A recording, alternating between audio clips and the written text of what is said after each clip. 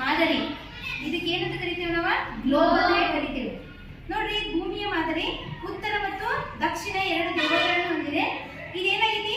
ಇಲ್ಲಿ ಸಮಭಾಜಕ ವೃತ್ತ, ಸಮಭಾಜಕವನ್ನು ವೃತ್ತ ಏನು ಹಾದು ಹೋಗಿದ್ದಿಲ್ಲ ಈ ಮಧ್ಯಭಾಗದಲ್ಲಿ 0 ಡಿಗ್ರಿ ಅಕ್ಷಾಂಶ. ಇದು ಭೂಭಾಗವನ್ನು, ಭೂಮಿಯನ್ನು ಎರಡು ಭಾಗಗಳನ್ನಾಗಿ ಮಾಡ್ತೈತಿ. ಒಂದು ಉತ್ತರ ಧ್ರುವ, ಇನ್ನೊಂದು ದಕ್ಷಿಣ ಧ್ರುವ.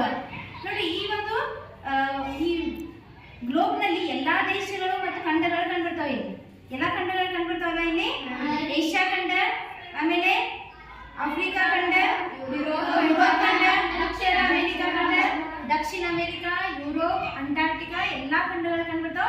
ಮತ್ತು ಜಲರಾಶಿಗಳು ಕಂಡುಬರ್ತಾವ. ನೋಡ್ರಿ, ದಕ್ಷಿಣ ಯಾವ್ಯಾವ್ದು? ಒಂದು ಪೆಸಿಫಿಕ್ ಮಹಾಸಾಗರ, ಪೆಸಿಫಿಕ್ ಮಹಾಸಾಗರ ಏನು ಇಲ್ಲಿ ಕಂಡುಬರ್ತೈತಿ. ಆಮೇಲೆ ಹಿಂದೂ ಮಹಾಸಾಗರ ಕಂಡುಬರ್ತೈತಿ. ಆಮೇಲೆ ಅಂಟಾರ್ಕ್ಟಿಕ್ ಮಹಾಸಾಗರ ಇಲ್ಲಿ ಬರ್ತೈತಿ. ಇಲ್ಲೆಲ್ಲ ಸುಳಿ ಬರ್ತೈತಿ. ಇಲ್ಲಿ ನೀಲಿ ಕಲರ್ ಏನ್ ಕಾಣತಿಲ್ಲ, ಅದೆಲ್ಲ ಏನದು? ಜಲರಾಶಿ, ನೀರೆಲ್ಲ ತುಂಬಿಕೊಂಡಿರ್ತೈತದ.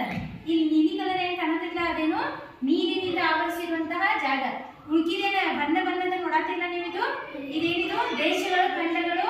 ಆಮೇಲೆ ಅಲ್ಲೆಲ್ಲ ಏನಿರ್ತೈತಿ? ಭೂಭಾಗ ಇರ್ತೈತಿ. ನೀರಿರಂಗಿಲ್ಲ, ಭೂಭಾಗಗಳು ಇರ್ತಾವ. ಬಿಳಿ ಕಲರ್ ಏನ್ ಕಾಣ್ತಿರ್ತಿಲ್ಲ, ಅಲ್ಲಿ ಏನಿರ್ತೈತಿ? ಮಂಜುಗಡ್ಡೆ ಆವೃತವಾದಂತ. ಇಲ್ಲಿ ನೋಡ್ರಿ, ದಕ್ಷಿಣ ಭಾಗದಲ್ಲಿ ಜಾಸ್ತಿ ಏನಾಗೈತಿ? ಮಂಜುಗಡ್ಡೆ ಕಂಡುಬರ್ತೈತಿ. ನೋಡ್ರಿ, ಈ ಒಂದು ಭಾಗದಲ್ಲಿ ಇಲ್ಲಿ ಐತಿ ನೋಡ್ರಿ ಭಾರತ. ಇದು ಭಾರತ ಎಲ್ಲಿದ್ದು? ಯಾವ ಖಂಡದಲ್ಲಿ ಇದೆ ಭಾರತ?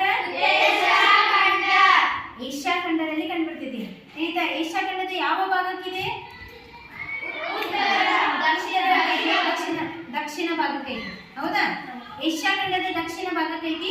ಅದರ ಭೂಭಾಗದಲ್ಲಿ ಇಡೀ ಒಂದು ಗ್ಲೋಬವನ್ನು ನೋಡಿದಾಗ ಇದು ಉತ್ತರ ಗೋಳಾರ್ಧದಲ್ಲಿ ಕಂಡುಬರ್ತೈತಿ. ಇಡೀ ಏಷ್ಯಾ ಖಂಡ ಯಾವ ಗೋಳಾರ್ಧದಲ್ಲಿದೆ?